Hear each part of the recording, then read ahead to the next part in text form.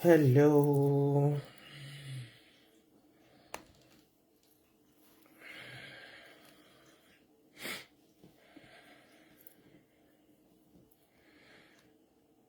Good evening, everyone. Ẹ máa wọlé bọ̀ ní wìtì. Ẹ máa share ẹ̀ ní wùrù. Ẹ bá mi share ẹ̀ bí nǹkan mi. Ẹ bá mi share ẹ̀ bí ìyá káàbọ̀ ọmọkulé.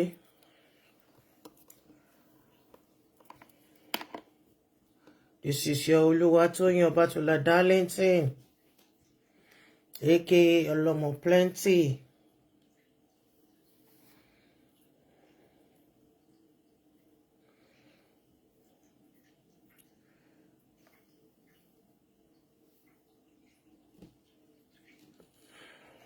Ẹ káàbọ̀ sórí ètò.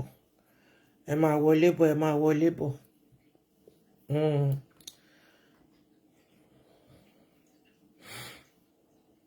Hello.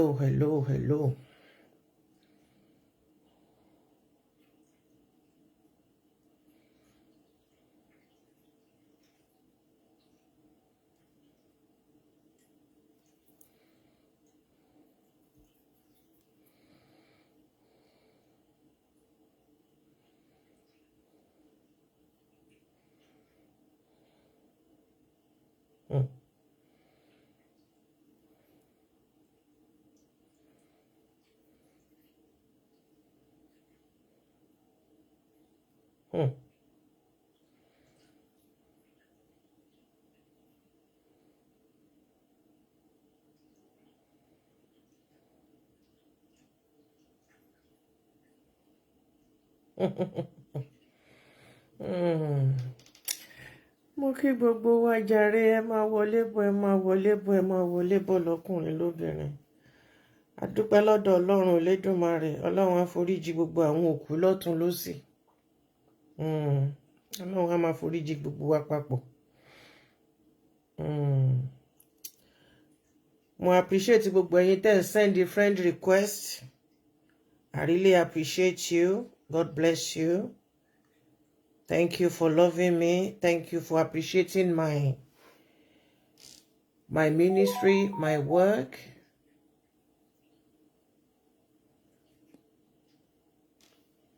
I appreciate each and every one of you. God bless you. Help me share. IPETUMODU là ń lọ o. Bẹ́ẹ̀ ni. IPETUMODU là ń lọ. Àwọn orí adé tó wà ní prison l'Amẹ́ríkà. A dúpẹ́ tiwa.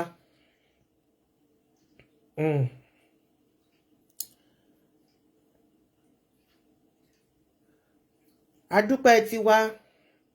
Wọ́n sọ tiwa, ẹjẹ́ á sọ tiwọn, ọ̀rọ̀ ń bọ̀ eégún aláré. Good evening. Weekend láwà. Mo lè pariwo níbi tí mò ń gbé. Mo lè pariwo títí dáago mélòó, aago mẹ́wàá, aago mọ́kànlá. Today is ṣé ní Saturday ní àbí ní Friday? Ní Saturday àbí ní Friday? Ní Saturday. So mo sì lè pariwo títí di aago déré. Ṣé rí kábíyèsí tẹ́ wò lọ́ọ̀kan yẹn tóun àti FBI, ọmọ kan àwọn FBI wọn kì í kọjú sí kámẹ́rà. Àti pító tẹ́ ń rí nísàlẹ̀ yẹn. Bẹ́ẹ̀ bá ń gbọ́ ọ̀gbágbá free gbàgbà. Àwọn tí forí adé wọ́n ti fi ń ṣe ẹ̀wọ̀n lọ́dọ̀ Trump bẹ́ẹ̀ nìkan ṣe máa ń pè. A ní Trump. Ọ̀gbágbá free gbàgbà ni o. Ọ̀gbágbá free gbàgbà ni wọ́n. Bójú wọn ṣe fẹ̀fẹ̀rẹ̀ gẹ̀dẹ̀ bíi tèmi bíbá yìí yẹn. Wọ́n ń ja yáàtì lólè. Wọ́n defraud American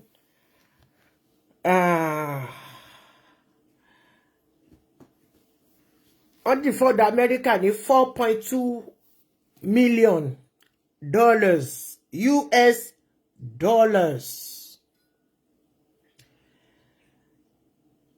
kẹ́ bá lè mọ̀ pé èmi ò kì í rárá bu fún yàn. Ẹ lọ sí Google kẹ́ lọ search ẹ. Ẹ lọ search ẹ lórí Google, ẹ bá ń bẹ̀. Lórí Google bí àṣà wọn kan. A ní ká lọ wo Google. Nǹkan tó ń pè ní Google ni mo gbé sójú yìí. Èyí tá fi ń wo nǹkan yẹn Google ni wọ́n ń pè. Mo kí gbogbo wa ẹ káàbọ̀ ẹ káàbọ̀ ẹ káàbọ̀. Ẹ bá ń ṣíà ẹ bá ń ṣíà ẹ bá ń ṣíà rẹ̀ o.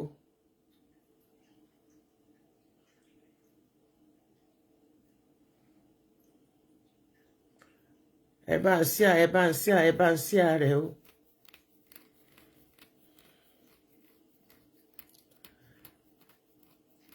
Ẹ bá ń ṣíà ẹ bá ń ṣíà ẹ bá ń ṣíà rẹ̀ o. Ẹ bá ń ṣíà. Ẹ bá ń ṣíà ẹ bá ń ṣíà ẹ bá ń ṣíà rẹ̀ o. Ọmọdé tí help mi láti máa ṣíà kíní mi káàkiri. Ẹ ṣé o. Ẹ̀yin mẹ́ta. Ẹ ti bá mi ṣíà gbogbo nǹkan tí mo bá ń ṣe fúnra ra yín. Ẹ má dẹ̀ ṣe yẹn dáadáa kẹ́. Mo kọ̀ déédéé ríra mi ni láyé pé mi ni mo sọ pé mo ṣíà ẹ síbẹ̀. Wọ́n sì bá ń ṣíà rẹ̀. Ẹ ṣé o. Iléeṣẹ́ yín ò ní jóná o. Good evening, good evening, good evening. Yasha Lasha. Hausa ní bini. Gbogbo èyí tí mò ń rí lẹ́yìn kíní, I will not mention your name. If you don't comment, I won't mention your name. If you comment, I will mention your name to appreciate you loudly. I'm so proud of every one of you. Thank you, thank you, thank you. And as for ẹ̀yin tí ẹ comment, ṣé fẹ́ remain behind the scene, God bless you. I appreciate you. Olúwa ò ní fi gbogbo wa pamọ́. Good evening, good evening, good evening. Ẹ jẹ́ ká wọnú ètò lọ. À ń dúró ìṣẹ́jú méjì mẹ́ta. Dó káńtà wa ò káùntì. Àdẹ̀mọye àwọn èèyàn tá à ń rí lábẹ́. Àwọn èèyàn tá à ń rí níwájú wa àmọ́. Ẹ jọ̀ọ́ ẹ bá mi, ẹ̀yin tẹ́ bá mọ̀ nípa kíní yìí, ẹ bá mi ṣàánú ajé o. Ọmọ Ṣówọlẹ̀. God bless you. Ṣé Ṣówọlẹ̀ ni àbí Ṣówọlé? Ṣé lẹ̀ ni àbí lé inú ilé?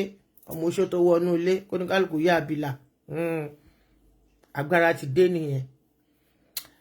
Ẹ jẹ́ ká gbọ́ report tó wá láti ẹnu àwọn ọ̀jọ̀gbọ́n.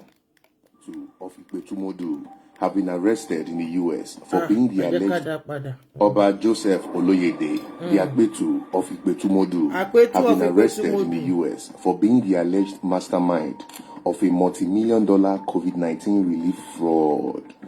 For months, the people of IPETUMODU, a town in Osun State, Nigeria, were left in confusion. Their king, Oba Joseph Oloyede, had been missing since May 2024.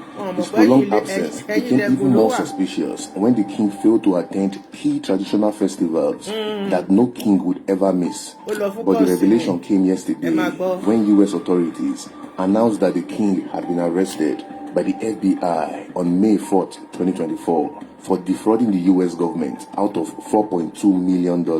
Yeah. Oh my God. Oba Joseph Oloyede, the APETU of IPETUMODU, have been arrested in the US for being the alleged mastermind of a multi-million-dollar COVID-19 relief fraud. For months, the people of IPETUMODU, a town in Osun State, Nigeria, were left in confusion. Their king, Oba Joseph Oloyede, had been missing since May 2024. His prolonged absence became even more suspicious when the king failed to attend key traditional festivals that no king would ever miss. But the revelation came yesterday when US authorities announced that the king had been arrested by the FBI on May 4th, 2024 for defrauding the US government out of $4.2 million. Apparently, the FBI had been investigating Oba Joseph for years. According to their findings, the king used 6 companies which he registered in the US to falsely apply for economic injury disaster loans, funds meant to help struggling US businesses during the pandemic. Firstly, Oba Joseph allegedly forged documents to make it seem like his businesses were struggling. Then, he submitted fake tax returns and wage statements to qualify for the loans. Finally, instead of using the money for business recovery, he spent it on his own personal luxuries. What makes this case even more shocking is that the king wasn't working alone. The FBI claimed he also helped other criminals carry out similar fraud schemes, taking a cut from each fraudulent loan. Eventually, on that fateful day in May 2024, Oba Joseph Oloyede walked straight into the FBI's trap when he traveled from Nigeria to the US to visit his family. Agents arrested him on arrival. Now, the king has been in US custody ever since. Stay tuned for more updates as authorities intensify their investigations to catch the other accused. Join my cybersecurity masterclass today to start a profitable career and become a certified cybersecurity. Má bá wọn sọ̀rọ̀ etí wọn á wó, aṣọ ọ̀nà ló forí bàbá ẹ gbọ́pọ̀. Má bá ẹ sọ̀rọ̀ orí ẹ á wú, aṣọ ọ̀nà ló forí màmá ẹ gbọ́pọ̀. Awikonko nínú èyí tí ó ra wọlé olóògbàpọ̀ lọ́mọ plenty lọ́gá àgbà olówe lọ̀rọ̀ ń bá wí.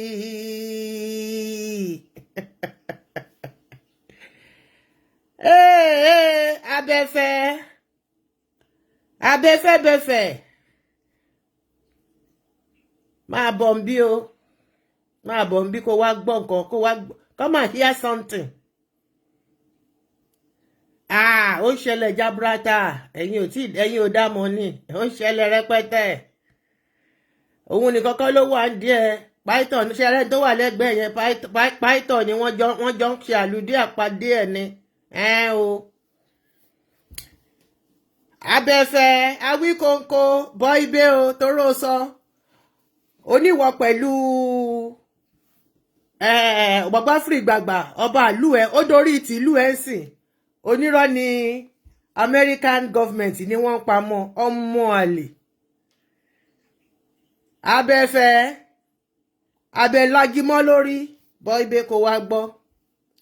Má bá ẹ sọ̀rọ̀ orí ẹ á wú, ẹ̀ka lẹ́jàre ìyá mi ìtùnú. Aṣọ ọ̀nà ló forí mọ̀dá ẹ gbọ́pọ̀.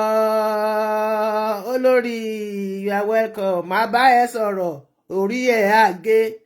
Aṣọ ọ̀nà ló forí bàbá ẹ gbọ́pọ̀. Kẹrù mọ́ra ẹ lẹ́rù ó kí wọ́n fa, kó mọ́ra ẹ ní wọ́n fa, ọmọ ìlú yàn fáńdá. Kẹrù mọ́ra ẹ lẹ́rù kí wọ́n fa, kó mọ́ra ẹ ní wọ́n fa, kọ́mọ ìlú yàn fáńdá. Awikonko àbúrò ọ̀gbàgbà fúri gbàgbà ó dorí tẹbí ẹ ó torí tọmọ ìlú ẹ olóòṣè ẹ bá sọ̀rọ̀ lórí tẹlifóònù èèyàn wà lọ́dọ̀ àwọn FBI ó wà nísàlẹ̀ níbi tó fi ṣéènì dé mọ́ oníwọ̀ pẹ̀lú ẹ̀ṣẹ̀ ìjọ sọ̀rọ̀ tán ni nú ẹnu ẹ irọ́ ló sá lọ yẹn tètè ya káàṣì ẹ ọmọ àlè. Abẹ́fẹ́ Awikonko mo sọ fún ẹ Obama ti lọ ta sí ọba ìlú mi rárá Obama ti ta sẹ́bí mi gbogbo nǹkan tí mo bá ti rí pé jọmọ́ eré àwòrán ẹ̀ báyìí máa gbé jáde mi ò kí ṣe fracas ṣùgbọ́n mo máa kó síta ní wìtìwì ẹ bá mi bo ohun tí mò ń rà ẹ bí Awikonko wọ́n ti tì mọ́lé o ní Morikas ifni jàre ọkọ mi olómi bí àwọn bàbá ṣe máa ń sọ mo enter studio ni o bẹ́ẹ̀ ni o mo enter studio fún Awikonko ni ṣó lóun mọ̀rọ̀ sọ ó lóun mọ̀rọ̀ sọ kí sọ̀rọ̀sọ̀rọ̀ kó rántí fèsì tó bá rò pé torí pé nìkan ó bẹ̀rẹ̀ báyìí òun wò fúrọ̀ ẹni ẹlẹ́fúrí fúrọ̀ lẹ́yìn ṣé o pé wọn náà ṣí tiẹ̀ sẹ́yìn ni ò mọ́ ṣe ń wo tiẹ̀ náà nìyẹn ìwọ sọ pé bàbá tèmi táyé lolú òlíàkí ẹdújọ bí ọba ọmọ olóòpààyàn olóògbalẹ̀ àwọn tó talẹ̀ fún ńgbà tó ná gbogbo owó ọwọ́ ẹ̀ tán ó tún lọ sílé wọn ó lọ wo gbogbo ilé wọn ní kọ́kọ́ owó wá kọ́kọ́ 30 million wá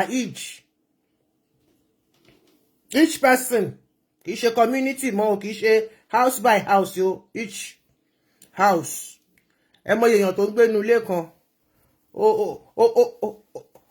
abóra jẹ̀bi ọ̀rẹ́ mi abóra jẹ̀bi ó bá tó ra fi rẹ̀ sílẹ̀ ní bó ṣe rọrọ wà ní dúdú kò dúdú kò pupa chocolate color mi abẹ́fẹ́ dé o ó ti wẹ̀ṣẹ̀ chocolate ọmọ ti funfun gbòòlà ṣé pálẹ̀ èèyàn fi ń fọ́n ó tiẹ̀ kú wá fọ́n ṣe ló tún wá ugly sí jẹ́ kí n sọ ibú tó lè fi bú mi wà ní mo ní jigbinjigbin lọ́rùn ìbàjẹ́ dẹ́wà ní má wọ̀ rẹ̀ ìyẹn ò ní kọ́ kó má ta sánsán ẹ bá mi ṣíà ẹ̀ dànù ẹ bá mi bò wìtìwìtì ẹ bá mi ra ohun tí mò ń ta ẹ má sanwó ẹ wá rà ẹ̀yin tèmi ọ̀fẹ́ ni mo fún yín kóníkálùkù máa crop ẹ̀ dànù òun ni kọ́kọ́ ló wà nídìí kinní yìí o ṣe rí pásítọ̀ tọjọ́ wà sálẹ̀ bẹ́ẹ̀ náà ló ń tẹ́ndà oríṣiríṣi nǹkan àwọn èèyàn ń kú dànù owó covid $2.4 million ẹ ṣí iye tó jẹ́ ní náírà ẹ rí kó ti fọ́ gba yán gan ṣe rí kó ti fọ́ nǹkan bàjẹ́ báyìí mo fẹ́ jẹ́ l'ambassador ìyẹn tún da gbà fún ọmọ mi gbà fún nǹkan tí mo ṣe máa ń láìkí ẹ̀yin tèmi nìyẹn ọmọ mi ìkírà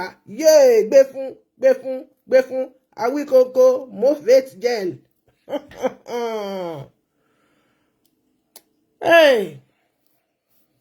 mo sì máa wá kati pásítọ̀ tí wọ́n jọ ṣiṣẹ́ láàbì yìí mo sì máa wá ṣàlàyé ẹ̀ fún wa ẹ jẹ́ ká kọ́kọ́ ṣe kínní ká kọ́kọ́ gbégbé ìròyìn ká kọ́kọ́ gbé lọ sí ti ọba Jósẹ́fì jẹ́ kí n tiẹ̀ kọ́kọ́ wo déètì tí àwọn átíkù yìí jáde náà kí n má lọ gbé tiwájú sẹ́yìn on the 20 on the 17 ní ti ẹ̀yẹn jáde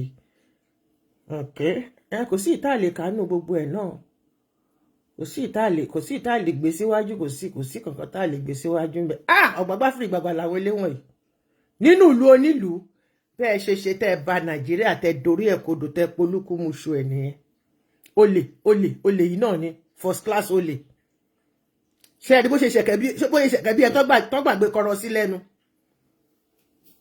ó ṣẹ̀kẹ́ bí ẹ tó gbàgbé kọrọ sí lẹ́nu ṣe mọ̀ nǹkan tó ń pè ní kọrọ ṣe mọ̀ lẹ́bú mọ̀ nǹkan tó ń pè ní lẹ́bú aṣáàmúgbó wa la mọ̀ gàrí ṣe rí gàrí yẹn bó ṣe wà yẹn wọ́n wá ṣe kí ni wọ́n wá tún lọ tó bá tún lọ tán wọ́n tún ṣẹ̀ wá sẹ́ tó bá ṣe tó ṣe rí tó wà nísàlẹ̀ yẹn òun náà ń pè ní lẹ́bú ó dùn jẹ́ wà gan-an tí lẹ́bú bá pàdé ẹ̀wà àgàn báyìí àtẹ̀pọ̀ òrùn yé ṣe rí pé mi náà ṣe díẹ̀ lẹ̀ ajẹ́rànjẹ́ mi ṣe díẹ̀ lólè Awikonko bu wọ́n ni mo dúró dè torí mo dédé táàgì ẹni kò lè wá wò come and hear something come and see something I get something for you.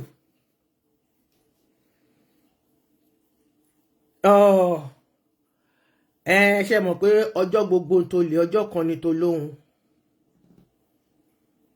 bẹ́ẹ̀ ni ó wà ní ghetto wọn l'Amẹ́ríkà ìwọ́dẹ̀ wa ń purọ́ olóòṣè ẹ̀ bá sọ̀rọ̀ ni fídíò tó ẹ fi jọ sọ̀rọ̀ yẹn ó máa gbé jáde o abẹ́fẹ́ ọ̀kín òun ló jẹ́ kí movate kó wọ́n nílùú fáwọn obìnrin ẹ rí ẹ jẹ́ ká mú láti bí FBI arrests US-based Nigerian pastor tọ́jọ́ ń ṣiṣẹ́ yìí náà ni ẹ jẹ́ kí n tẹ̀ kọ́kọ́ lọ mú lórí ẹni tó ti bẹ̀rẹ̀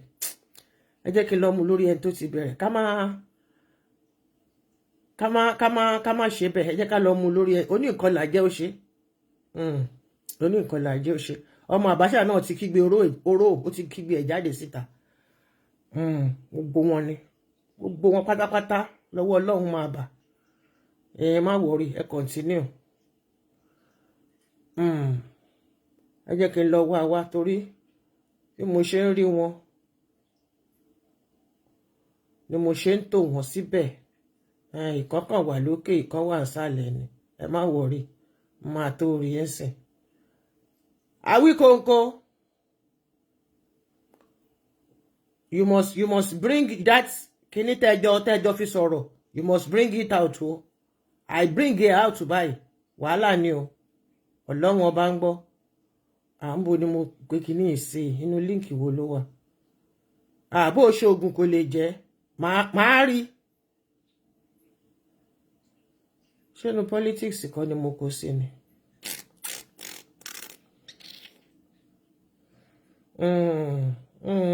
Ẹ má bínú, very unusual of me kí n máa wá dọ́kúmẹ́ǹtì mi báyìí o.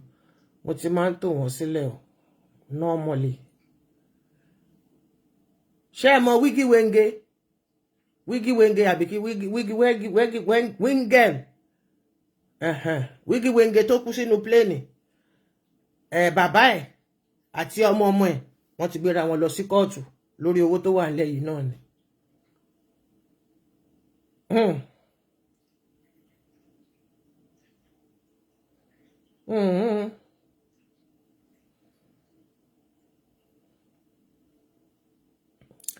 Wọ́n ti bá mi fi ọmọ mi òkìkí ọlá, wọ́n ti bá mi jù sílẹ̀ o.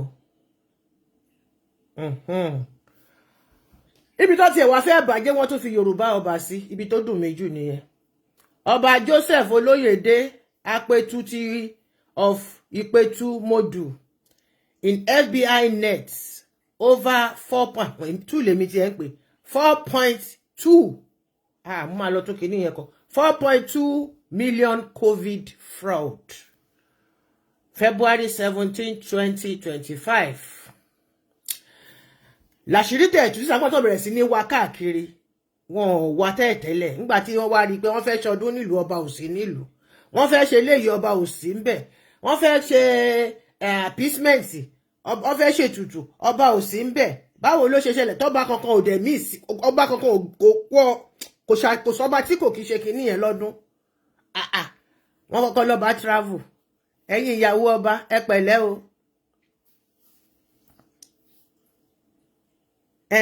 Wígí wengele mi pé ó ṣe jàre ọkọ mi wígwe.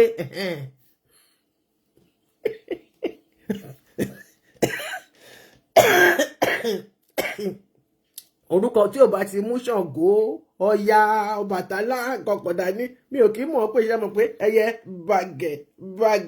bàgẹ̀ ni mí, so àwọn tí mo bá tọ́ nìyẹn. Wígí wenge mò ń pè látijọ́ yìí wígwe ṣe jàre ọkọ mi. 4.2 million ó defraud American government. Ìwà Awikonko wọ́n sọ pé wọ́n ń bá sọ̀rọ̀ lórí fóònù. Ṣé rí pé irú ẹ̀ ò lábúradà lórí. Ẹ pẹ̀lẹ́ o gbogbo ẹ̀yin tí IPETUMODU. Na wígí wenge Yorùbá ni mo fi lò, ṣá ọmọ Yorùbá àtàtà ni mí, ọmọ kóòtù òjire, àwórì tọkàntọkàn là. The Nigerian monarch, who also holds American citizenship, is battling a 13-count fraud indictment at the USA District Court for the Northern District of Ohio. 13 counts. Òkú gbẹ́ tiẹ̀, atúrọ́ tàbí èlùbọ́, abẹ́fẹ́, Awikonko. Oníwọ̀ pẹ̀lú ẹ̀jẹ̀ ìjọsọ lálàáfíà ló wà. Ó ń ṣe ó ń gbádùn ni ó ń sinmi l'Amẹ́ríkà ni. Lẹ́ni tó wà níbi tó ti gba yúnífọ́ọ̀mù. Tó yẹ pé tọ́ílẹ̀tì náà pín ìpọ̀ kókó máa fọ̀ láràárọ̀. Tó bá fọ tọ́ílẹ̀tì náà á bọ́ sí títà bẹ̀rẹ̀ sí lọ gba. Pẹ̀lú rin lẹ́sẹ̀ àtọwọ́. Tó bá padà lọ wọ́n máa káwọ́ ẹ̀ papọ̀ ni àti irin tó wà lẹ́sẹ̀. Ọmọ àlè. Ó dorí tọba àlú ẹ̀. Ó wá ń wárọ́. Ó lè bo eléyìí. Lórí kéèsì yìí mo ní interest. Ẹ mọ̀ pé mi ò kí lọ sí gbogbo kíní yẹn, ṣùgbọ́n lórí eléyìí mo ti wọnú current affairs lọ. Kájọ máa gbé fúnra wa ní gbàsgbòs.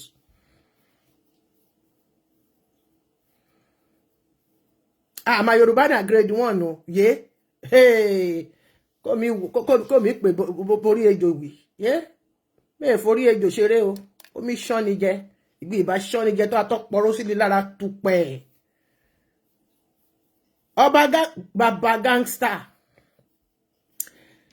His prolonged absence has left the royal stool of IPETUMODU vacant for nearly a year, stirring serious concerns among indigenes, especially as he missed 3 major traditional festivals, including the annual Ọdún Egúngún and Ọdún Èdì.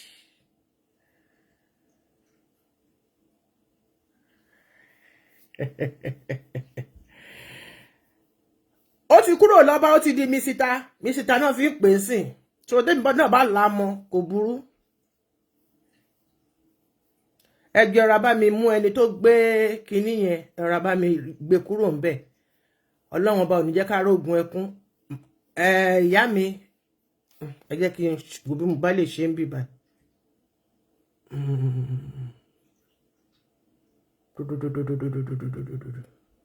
Wàhálà.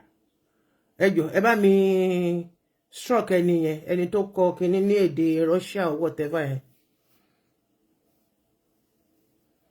Tí mo bá ní ìsàlẹ̀ yẹn, ẹ jọ̀ọ́ ẹ bá mi as an admin, ẹ bá mi yọ kúrò. Ọlọ́run á gbàdúrà gbogbo wa.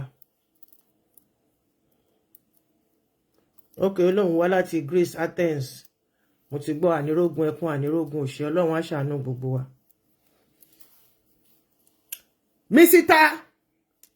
Oloyede, based in Cleveland, was arrested on May 4, 2024, after the U.S. District Court issued a warrant for his apprehension. The FBI accused him of orchestrating a scheme through his six registered companies to fraudulently obtain loans meant for struggling businesses during the COVID-19 pandemic. Kí ló happen?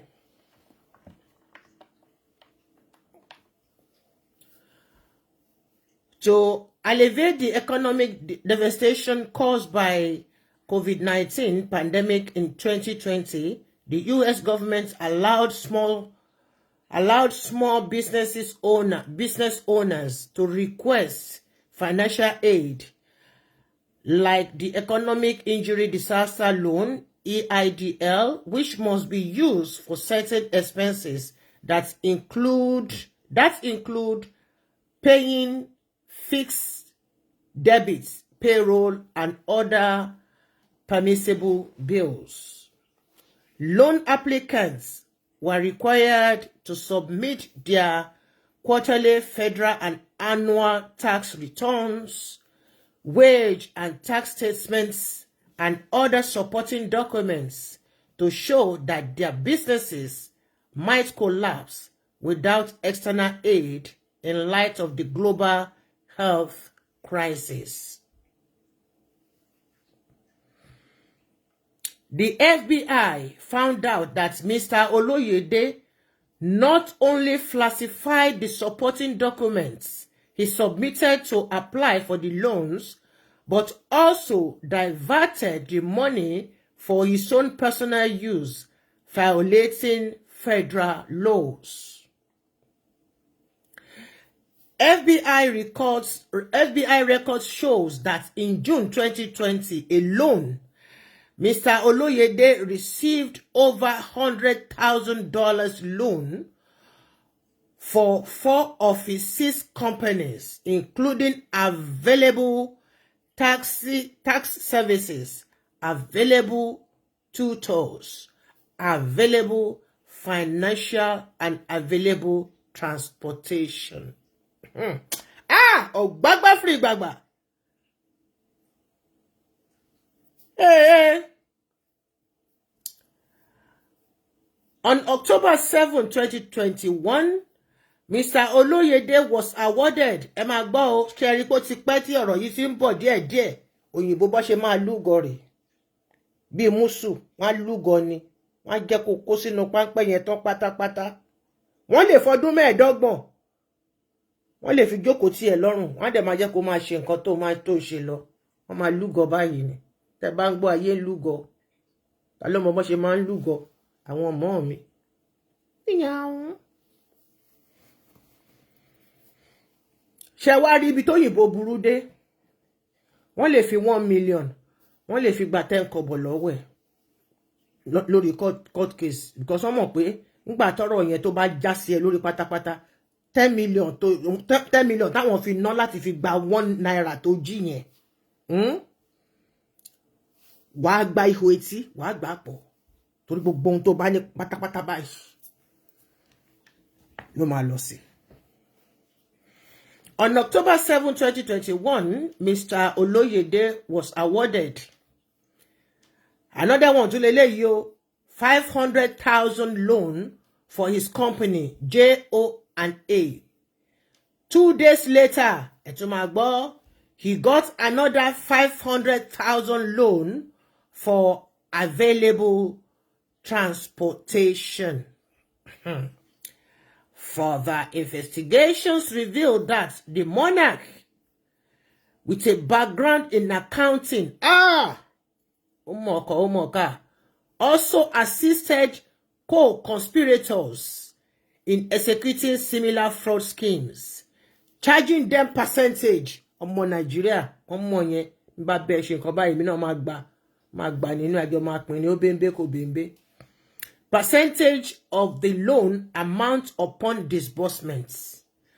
Oloyede assisted co-conspirators and confederate borrowers who submitted and caused to be submitted PPP and EIDL loan applications containing false information, stated the indictments filed on April 3rd, 2024. Unaware that he had been indicted, Mr. Oloyede left Nigeria and returned to the USA where his family is based. Ẹ̀yin family tẹ́ wà ńbẹ̀ yẹn tówó kan bá wà lọ́wọ́ yín eré tètè kú agége torí gbogbo bí tẹ́ rò pé wà yẹn tẹ́ rò pé ẹ nílé ẹ ní kinní kan yẹn wọ́n máa fún yín ní voucher jẹun ní very soon. Àwa tá wà ní system ní ta mọ̀ ẹ̀yin náà kúkú wà ní system ọmọ bó ṣe rí. Ìyẹn tẹ́ bá dẹ̀ ṣe pé yẹ àwọn ìyàwó ọjọ́ kan pangolo sóró kan àwọn ìyàwó ọjọ́ ọ̀sẹ̀ kan aṣọ party 1 million tẹ́ máa súré wá sí Nàìjíríà fún week láti Amẹ́ríkà wọ́n á kúrò ní Amẹ́ríkà ní Thursday wọ́n á ṣe party wọ́n á dẹ̀ padà sí Amẹ́ríkà weekend náà máa ń fi ṣe náà máa ń fi yẹn ṣe torí pé kí ni lọ́fẹ̀ẹ́ ni bàbá fún wa owó gọ́fìmẹ̀ntì ni tẹ́ ẹ̀ mọ̀ pé ọkọ yín sì máa yàgbẹ́ gbogbo náà oṣù dúdùn oṣù ọ̀pọ̀ oṣù dúdùn ó tún wá ṣolómi ṣòróró. Unaware that he had been indicted, Mr. Oloyede left Nigeria and returned to the USA where his family is based. It did not take long before the FBI swooped him into custody after he landed on US soil. Mo gbà tàwọn people yẹn bàjẹ́. Wọ́n tó dé ní airport ni pẹ̀lú mamu gàrí. Wọ́n kọ́kọ́ bọ́ gbogbo jàǹtùwà àti gbogbo okùn ẹran àti okùn gbogbo ìtàn kó síkùn tí gbogbo ẹ máa ṣe balabulu. Wọ́n kọ́kọ́ bọ́ gbogbo ẹ̀ kúrò. Wọ́n fún ní pull over olárápá aṣòfé. Wọ́n káwọ́ ẹ̀ sẹ́yìn. Wọ́n bá dá kinní bò ló bá di crowned in 2019. The APETUMODU often shuffled between Nigeria to attend to his royal duties and the US to visit his family. Sharing nǹkan tí mò ń sọ nìyẹn. Amẹ́ríkà ló fi ṣẹlẹ̀. Ṣùgbọ́n tó bá sọ pé nǹkan kan dé owó ọ̀fẹ́ wà náà. Ṣé rí pé mi ò sọ jìnnà. Ara tíkẹ́ẹ̀tì a ṣe nǹkan tó fẹ́ ṣe á dẹ̀ padà sílé. So àwọn ọ̀tún ọba kí náà ti ń pè wọ́n náà kí pè wọ́n lé òsì mọ́ ọ̀tún ọba òsì ọba ìyálóde ẹ̀kẹrin ìyálọ́jà àwọn èèyàn náà máa mójútó lù pàápàá jùlọ ọ̀tún ọba àwọn iná máa jókòó sí kàn jókòó sórí àpèrè o àwọn náà máa jókòó sílé as ọba. Good evening. Hallelujah. Oh, good evening. It's been a long time, darling. How are you? I just up ni. It's been what happened? I've not seen you for a while. We are all doing fine. And yours? God bless you. It is unclear whether the indigents of IPETUMODU were aware of the damning allegations hanging on their monarch's head and whether the town will choose a new ruler should Mr. OLOYEDE be found guilty and sentenced to prison. Hallelujah. God bless you. Mo ṣe mú Mr. Paito, mo ṣe bí mú yẹn náà, mo ṣe róòlù ẹ̀hún náà sínú ilé nìyẹn torí pé nínú gbogbo ọ̀rọ̀ tó wà nílẹ̀ yìí ó kan Mr. Paito. Nínú ọ̀rọ̀ tó ń lọ lọ́wọ́lọ́wọ́ sẹ́yìn náà ti gbọ́ Nigerian Paito Edward Abiodun Oluwasanmi òun lẹ́jọ́ rí wọn lẹ́gbẹ̀ẹ́ ara wọn yẹn. Oh, your phone was stolen in the church, Sheraye. Nínú church Ọlọ́run. Tẹ́ni yẹn lójú. Nǹkan tó kàn máa ń dùn mí ni àwọn important details tó máa ń wà nínú phone. It is well with your spirit in Jesus' name. Gbogbo ìbànújẹ́ ọdún yìí ẹni yẹn ti bẹ́ẹ̀ kó lọ. Èmi ò kí nǹkan bá sọnù bẹ́yìn. Nǹkan tó kàn máa ń dùn mí ni contact, but as time goes on, within 6 months maximum, you will get your contacts back. But some document a máa ń tọ́jú sínú phone. Ẹ jẹ́ kí n seize opportunity. Ẹ má máa tọ́jú document sínú phone mọ́. Ẹ máa fi sínú cloud. Àbí kẹ́ máa fi sínú what do you call this thing? Email. Ó bá ra telephone mi 10 years to come. Tó bá ṣí email ẹ wá bá gbogbo documents ẹ ń bẹ, àwọn important pictures, àwọn important details, documents. Phone number can still come back. But àwọn important things tá máa ń rò pé kí ní album photo mọ́ sí orí Facebook ní album photo gbogbo wa ń wà. Ọlọ́run kó ṣàánú fún wa. Gbogbo ẹ̀yin tẹ́ wà lẹ́yìn sin, I appreciate you, I greet you. God bless you. I will not mention your names, but I greet you all in Jesus' name. Amen. Nigerian Paito Edward Abiodun Oluwasanmi has been arrested by the FBI for conspiring with Osun monarch Ọba Joseph Oloyede Sherry. Nọ́mbà lẹ̀ wọ́n pọ̀. Gbogbo wọn pátápátá ló máa ṣàní kankan. Gbogbo àwọn tó bá ṣe tó bá fáìlì yẹn tó gba court lọ. Gbogbo wọn náà máa gbà mú fún sanwó yẹn padà. Àbá Amẹ́ríkà láyé àìsí láyé Trump bí àṣà ìyá mi kan á ní Trump ló wà lórí ẹ̀sìn. Nǹkan tí Trump ń ṣe fún wọn nílùú yẹn sìn ara wọn ò gbà. Trump wo àwọn tára ń kan lọ́wọ́.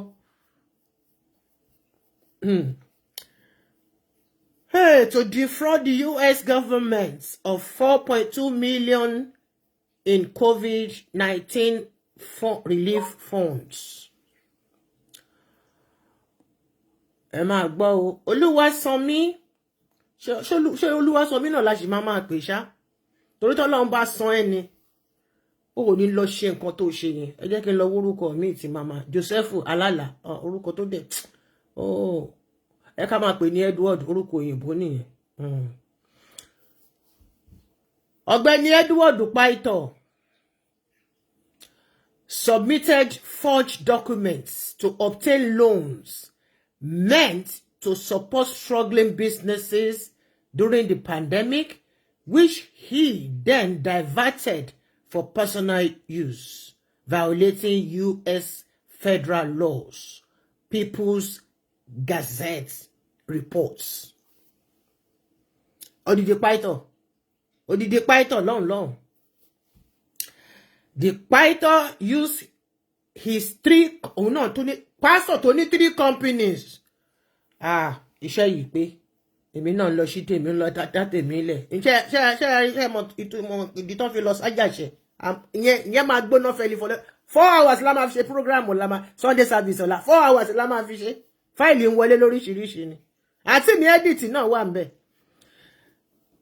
The pastor used his 3 companies, Dayspring Property Incorporated, Dayspring Holdings, ṣe gbogbo ẹ̀ déédéé ló fi gbogbo ẹ̀ sí, and Dayspring Transportation, orí transport yìí náà no dáràn, to secure millions of dollars in fraudulent loans. He was indicted on a 13 counts charge of fraud and arrested in Cleveland in April before being released on a $20,000 bail. Edward Oluwasowo's questionable financial dealings also include a wire transfer of $221,880 in September 2022 to purchase a commercial property in Ohio.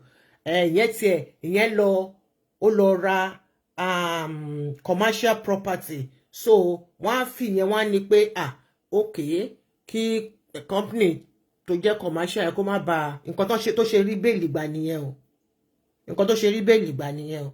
Ṣé dẹ̀ mọ̀ pé àwọn monarch àwọn máa jí wọn máa sùn wọn máa jẹ wọn máa dóbò kiri ìlú ni. So àwọn èèyàn ò ní nǹkan kan tó lè sọ pé àwọn ní nǹkan torí mo wonder pé why tán fi máa fún ní bẹ́ẹ̀lì tán ní fún Mr. Oníkọ̀rọ̀ lẹ́ẹ̀kẹ́ tán ní fún ní bẹ́ẹ̀lì tí yẹn tiẹ̀ tún jẹ́ odidi ọ̀gbàgbà fìrìgbàgbà ọba ìpẹ́tùmọ̀dù ẹbí Awikonko ẹbí Awikonko ó láwọn ṣe ìjọ sọ̀rọ̀ tán ni olóṣìlẹ̀ òde ẹlẹ́bí ìmípọ̀mọ̀sùn. The case against him is ongoing, with the FBI investigating the extent of his involvement in the fraud scheme. According to the report, on October 26, 2021, he transferred $1 million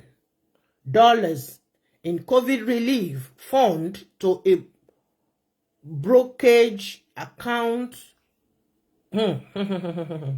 in a brokerage account belonging to Dayspring Transportation, his company. On transfer, on gbé síwájú, on gbé sẹ́yìn, on gbé síwájú. Ọmọ tó gbọ́n, wọ́n ti kórópọ̀n ọwọ́ wọn méjèèjì, kórópọ̀n méjèèjì ọwọ́ wọn ló wà. Wọ́n fún gbẹ́ tó máa fi ṣàlàyé tó jí gan wá sọ pé ó jí. Báwọn America kọ́. Prosecutors have already seized. Ṣé ń gbọ́, ṣé ń sìn, ẹ jẹ́ kí n gbé kíní kúrò létí mi, kémi náà lè máa gbọ́ ohun tí mò ń sọ. Have already seized approximately $620,000 from the Nigerian Nigerian pastor, and are seeking the forfeiture of both the confiscated sum and other assets acquired through fraudulent process. Ṣẹ̀rẹ́ ìyàwó yẹn. Gbogbo tán bá ti bá ń lé yín, tán bá ti rí pé owó ọ̀tẹ̀ wọ́n máa kó gbogbo ẹ̀ ni. Ẹ gbà bẹ́ẹ̀. Àwọn tára ń kan lọ́wọ́. Home crime. FBI arrests US-based Nigeria, blah, blah, blah, blah, blah. That is the headline it came with. Okay? Now,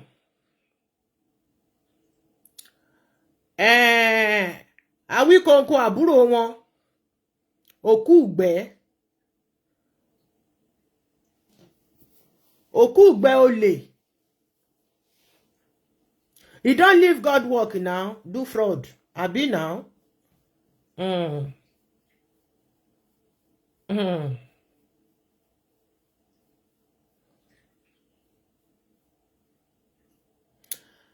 Ó sì kú o. mi ò rò pé mo tí ì ka eléyìí o.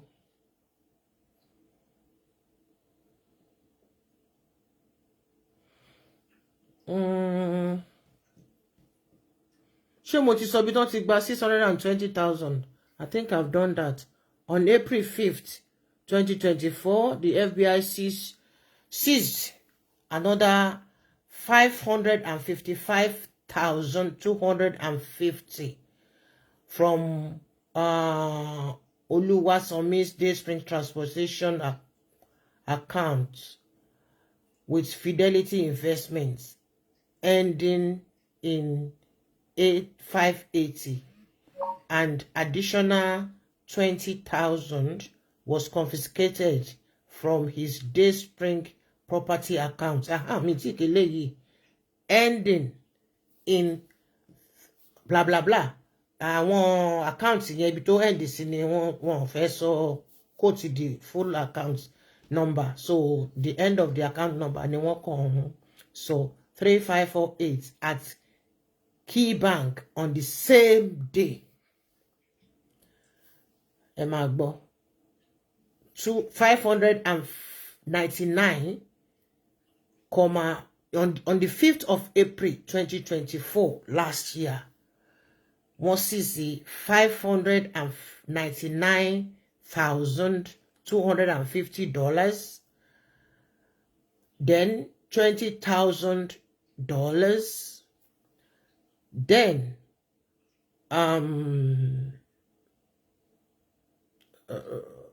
one, two. Okay, in the same day, with the account number 8500 end. Then the second one, 3548, Key Bank on the same day. Ẹ wo iye owó tí wọ́n gbà yẹn. 20,000 kan, 599 kan. Ṣé mọ̀ pé apààyàn gan ni pastor yìí. Both his US and Nigerian passports were seized to ensure his compliance with trial proceedings. His US passport lists his name as Edward Olanrewaju Abiodun Oluwasomi. Ṣé mọ̀ pé ó yọ èwo ló yọ kúrò nínú orúkọ ẹ̀. Ṣọlárewájú ló yọ kúrò nítorí Ilésanmí yẹn nìkan náà là ń gbọ́. Ó ṣàyọkọ̀ ìṣádà kó jẹ́ pé Ọlárewájú ló yọ kúrò àbí Abíọ́dún nínú pásítọ̀tù gbogbo ẹ̀ ló kọ̀ náà bá gbà náà kọ fúùlù ẹ̀ jáde. As part of his bail condition, wọ́n gba gbogbo ẹ̀ lọ́wọ́ ẹ̀. Ṣé mọ̀ pé wọ́n gba owó bẹ́ẹ̀lì lọ́wọ́ ẹ̀ tán fi bail ẹ̀ out. So he faces immediate rearrest if he fails to appear in court for his trial. Tẹ́lẹ̀ ni wọ́n sì ṣe yẹn, wọ́n tí sọ ti ọba ẹ̀ o. Awikonko. Wọ́n tí sọ ti ọba ẹ̀ o. Wọ́n gbàgbé òun síbẹ̀ ni torí òun ni chairman.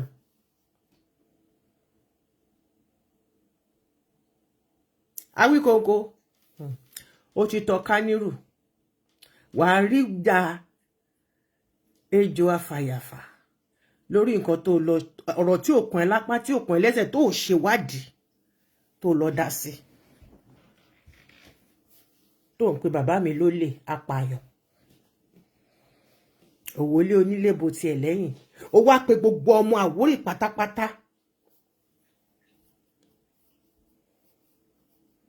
Ó tàgé wa lórúkọ burúkú. Máa fún ẹ̀jẹ̀. Wà bí. Tó bá bí tọ́mà tó mí ṣọpọ̀ tún kù sẹ́mu tó kù sí ẹlẹ́nu pé kò tún máa jẹ́.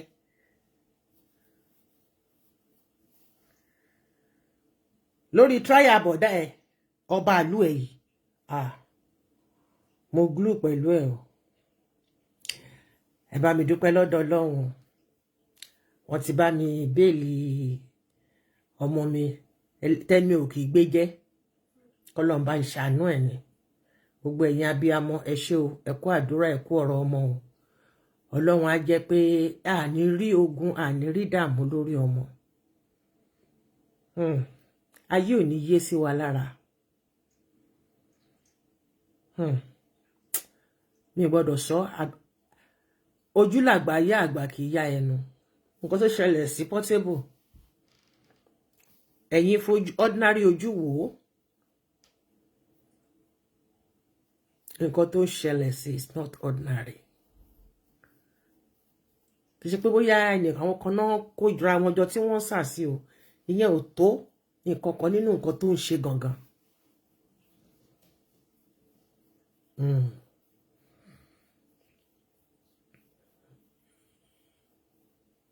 Ọlọ́run má gbàyà lọ́wọ́ wa lójijì mo dúpẹ́ tèmi àánú ni mo rí gbà bóyá torí pé Ọlọ́run fẹ́ lò mí fúnṣẹ́ ló ṣe jẹ́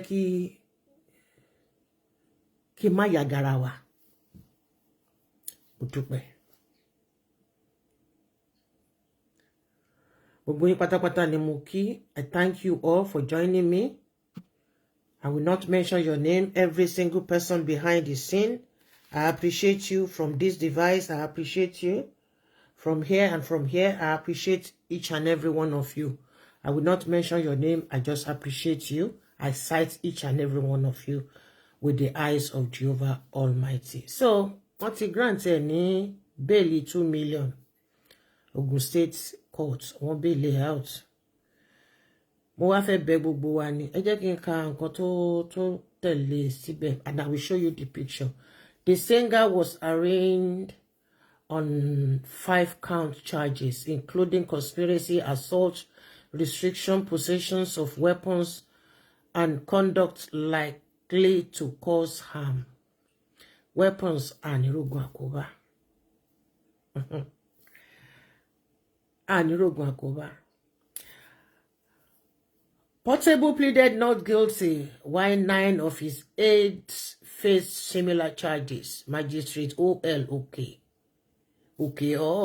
torí kò sí kíní lórí ẹ̀, granted him 2 million bail with one shorty in the same amount and adjourned the case to March 5th for trial.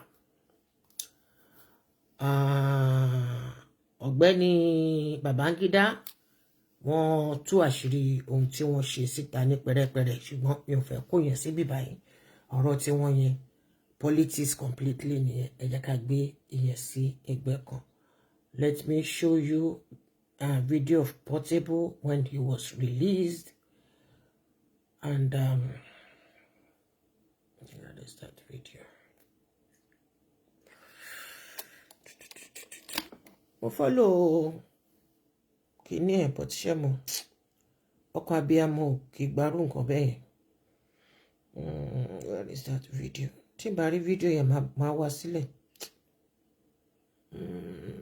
Is that it? No, that is not it. But aṣá dúpẹ́ ṣá wọ́n ti release ẹ̀. Where is he?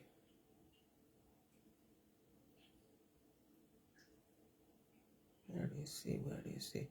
Ẹ má bínú tí n bá wò for 2 minutes tí n bá rí yẹn sí máa gbé kúrò for 1 minute. Okay, I found it.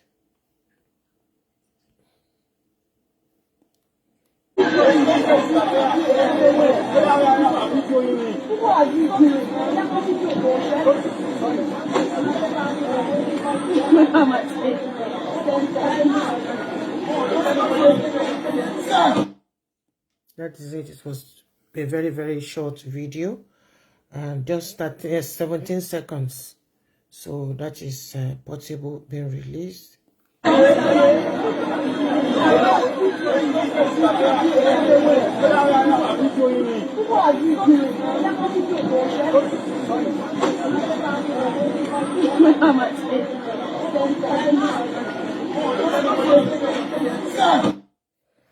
So God bless Daddy wa Dapo Abiodun.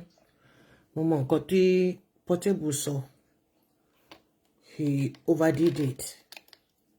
He shouldn't have involved himself in politics. You understand? I'm a gbogbo wọn kọrin fáwọn politicians.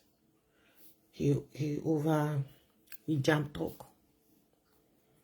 Ṣùgbọ́n gẹ́gẹ́ bí abiyamọ, ẹ jẹ́ ká fi bẹ̀yẹn sílẹ̀. A dúpẹ́ lọ́dọ̀ Ọlọ́run.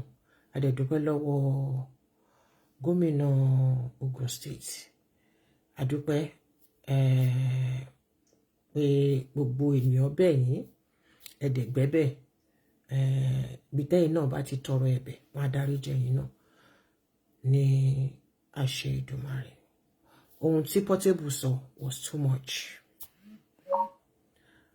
A ní rí ọ̀rọ̀ ẹnu òní ṣe kíni kò ní kó bá wa bí irú èyí tí Awikonko sọ tí mò ń bá fà lọ́wọ́ yìí abẹ́fẹ́. Ó sọ ọ̀rọ̀ yẹn dẹ̀ ṣe kíni ó fi ẹsẹ̀ sílẹ̀ ó fi ẹnu kọ ó dẹ̀ fẹnu yẹn kọ big time. Mo retí pé kó gbé rẹ́kọ̀dù jáde fún mi ò ṣe wọn kókò kí pẹ́ kó tó wọnú studio ọ̀rọ̀ 2 minutes péré ló nídìí láti sọ fẹ́mi tó máa fi kìpọ̀n rí ìyá mi dáadáa ṣùgbọ́n wà bá mi ń bẹ̀. Fídíò tó fi bá kábíyèsí ẹ̀ sọ̀rọ̀ lẹ́ni tó wà ní ẹni tí wọ́n rìlíìsì ni wọ́n sọ̀rọ̀ ẹ̀ yìí wọ́n gba béèlì ẹ̀ wọ́n ti ẹ̀ sọ ti kábíyèsí ẹ̀ rárá. Wọ́n jẹ́ kó lọ kó máa bọ̀ kó máa lọ kó máa bọ̀ wọ́n wo bó ṣe ń náwó bó ṣe ń ṣe yàfùnyàfùn tó ń lọlé tó ń bọ̀ tó ń ṣòwò náà dọ̀bá ń rí tó báyìí àbẹ́ẹ̀mọ̀ iye tí tíkẹ́ẹ̀tì Amẹ́ríkà cost.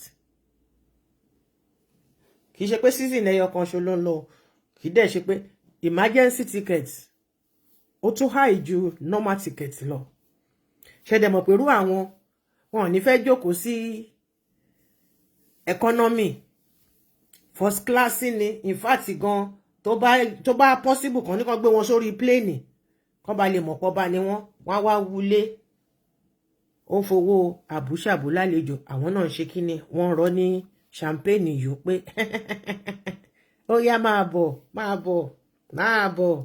mo mọ̀ pé wọ́n ti hint wọn láti Nàìjíríà wọ́n ti mọ̀ pé ó ti ń bọ̀ nígbà tó ti ókè tíkẹ́ẹ̀tì ẹ̀ báyìí bó ṣe ń ṣu bó ṣe ń tọ̀ ní Nàìjíríà gbogbo ìgbà tó wá gbogbo ibi tó ń lọ pátápátá gbogbo ẹ̀ ni wọ́n ń tẹ̀lé.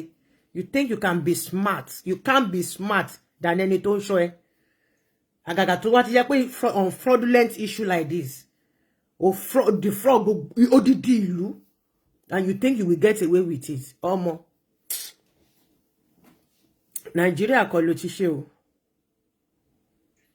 A mọ̀ pé gbogbo ìtàn gbé wá sí Nàìjíríà tán ní kẹ́ pín fáwọn orí àwọn aráàlú èyí tó gbà lọ́wọ́ àwọn aráàlú tán gbé pé kó pín fún àwọn aráàlú ẹ̀ tó pín fún wọn ẹlẹ́dàá wọn